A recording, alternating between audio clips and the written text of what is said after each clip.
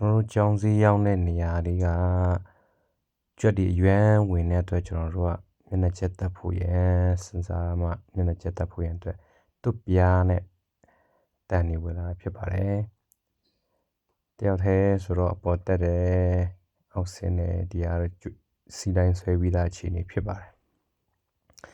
တက်တယ်ကျွန်တော်တယောက်တည်းဆိုတော့မြင်းဆွဲလဲတယောက်တည်း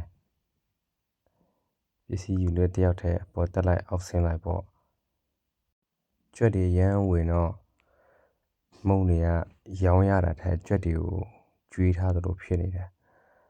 ကြွက်တွေကဘလို့မဝင်လို့မရအောင်အရင်ကဒီတံပြားနဲ့ပိတ်ပေမဲ့လည်းစမပြေဘူးသူတို့ကအမီးကျိုးတွေကနေတွေ့ပြီးတော့မှဆင်းတော့တော်တော်လေးကိုတို့လာစားကြအဲ့နဲ့ကျွန်တော်လည်းတယောက်တည်းဝရင်ဆိုပြီးတော့မှပတ်ချချလဲအားလုံးကိုဟော်လိုပိုက်နဲ့ဝရင်ဆိုတယ်ဝရင်ဆိုပြီးတော့မှဒီအောက်ကိုကျတော့တခြားမျက်နှာချက်ထက်စီးသက်တာတဲ့သူ့ပြားဝယ်ပြီးတော့ဒီကောင်ကတော့ပတ်ချချလဲအကုန်လုံးကိုဟော်လိုပိုက်နဲ့သူလုတ်ပြီးတော့တဲ့အခြေအနေဖြစ်ပါတယ်အဲ့မှာလက်တွေလည်းရှားပေါ့လက်တွေလည်းပါတယ်ရှား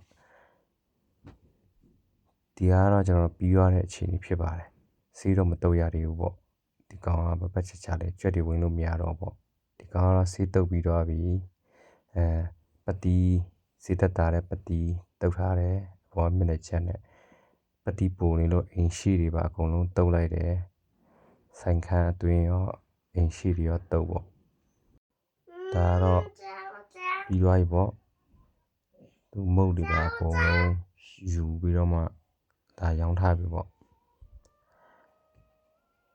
မကြခင်အကြောင်းဖွင့်တော့မယ်ဆိုတော့စားချင်တဲ့မုတ်တွေ